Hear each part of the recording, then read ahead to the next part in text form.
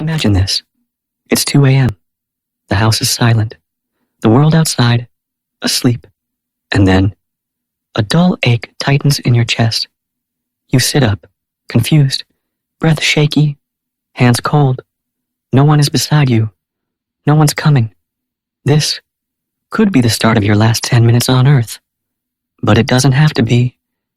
Today, we walk through 7 deeply human, life-saving actions that you can take if a heart attack strikes and you're all alone. No panic, no chaos, just calm, clear decisions that could mean the difference between life and silence. Let's begin. 1. Listen to the whisper before the scream. Most people believe a heart attack announces itself with a bang, sharp chest pain, someone clutching their shirt, falling to the floor. But in real life, it begins as a whisper, a strange tightness, a feeling you can't explain. You might feel pressure in your chest, like a heavy book sitting on you, pain in your neck, back, or arms, nausea, sweating, a strange, hollow fear in your stomach, or just tired, unusually, inexplicably tired. You don't need a dramatic collapse to be in danger. Take Richard, 74. He felt like someone was pressing a hot stone just beneath his collarbone. Not pain exactly, but wrong. He sat there, debating. Maybe it's gas. Maybe I should lie down. But a tiny voice inside whispered, what if it's not? He chose to listen. That quiet awareness saved his life. If something feels off, especially if you're older, treat it like a warning, not a mistake. Your body doesn't lie. It begs before it breaks. 2. Make the call. Even if your hands are shaking, you feel it now. The pressure, the dizziness. And here's the hard part. Do not try to see if it passes. Pick up the phone. Dial emergency services, 911 or your country's number. Yes, it's terrifying. Yes, you'll wonder if you're overreacting. But in this moment, courage is not silence. It's asking for help. Linda, 78, thought she'd sleep it off. She was embarrassed, didn't want to bother her kids. But she remembered what her nurse once said. Call 911 first. Always. That phone call is your first treatment. She called. Minutes later, her chest pain doubled. But help was already on the way.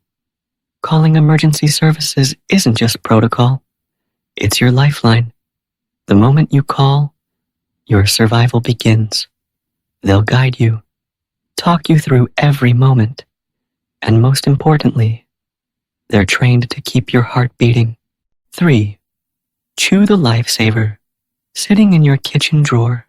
If you are able, go to your medicine drawer and reach for a 325 milligram aspirin. Chew it. Don't swallow it whole. Chewing gets it into your bloodstream faster. Here's why it matters. Heart attacks are usually caused by a clot blocking blood to your heart. Aspirin helps stop that clot from growing. Sometimes, it can even begin to dissolve it. Joe, 72, had watched his brother die from a heart attack years ago. When it hit him, he panicked, but remembered the aspirin tip. He chewed 1 tablet, lay down, and waited. His doctor told him later, that aspirin saved half your heart muscle. If you live alone, make aspirin easy to reach.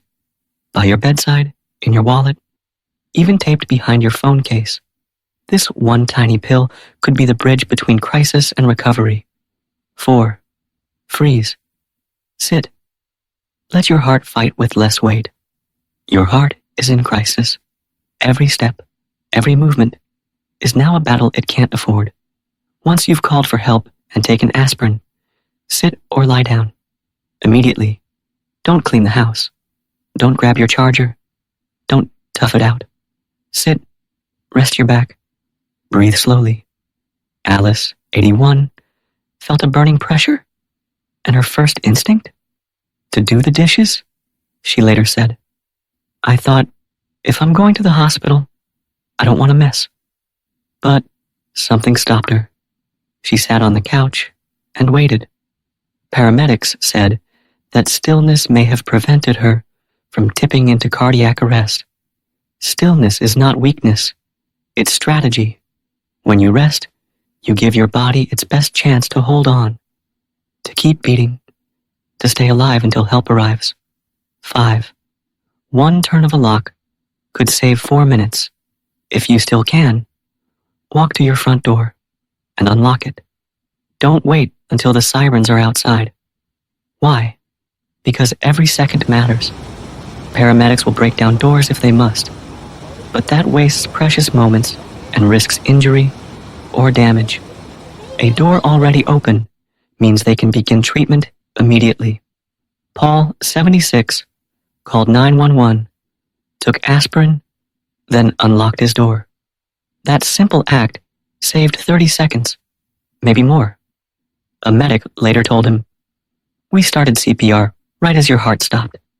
Had that door been locked, you wouldn't have made it. If you're too weak to reach it, don't risk it. But if you can, do it. Better yet, prepare now. Keep your address visible. Install a smart lock, or place a spare key with someone nearby. That lock may be your silent barrier to survival. Unbolt it before time runs out. 6. Let your phone speak. When you can't, in this battle, your phone is more than a tool. It's your voice when yours begins to fail. First, turn on speakerphone. This lets you focus on breathing and resting without clutching your phone. Second, activate your phone's medical ID. On iPhones and Androids, this can be accessed even when locked. It shares your age, medical conditions, allergies, and emergency contacts with first responders. Susan, 79, fainted minutes before the ambulance arrived. But her phone's medical ID told the EMTs she was diabetic allergic to penicillin. Her daughter's number was listed. They avoided harmful medication and contacted her family instantly. That 5-minute setup saved her twice, once medically, once emotionally. Take time today. Set it up. When you can't speak, your phone still can. 7. Control the one thing you still can, your breath. This may be the hardest moment of your life. Your chest is tight, your world is spinning. Fear takes over. But even now, you have one weapon left, your breath. Slow, steady, intentional. Try this. Inhale through your nose for 4 seconds. Hold for 2.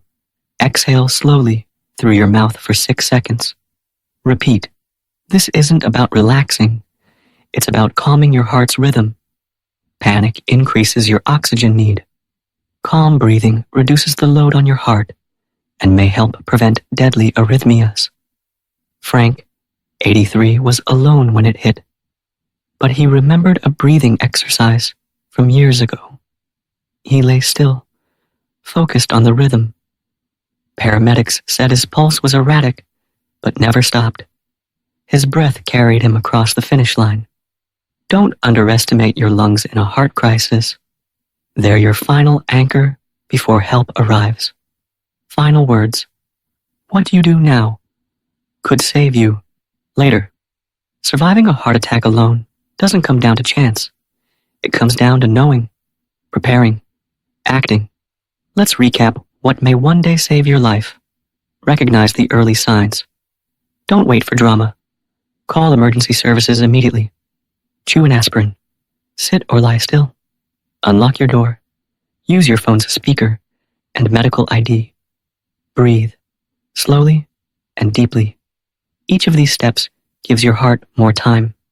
Each of them gives your story a better ending. So tonight, before you sleep, place an aspirin in your drawer. Set up your medical ID and whisper this to yourself. If that moment ever comes, I will not panic. I will not freeze. I will survive. Because you're not helpless. You're not alone. And now,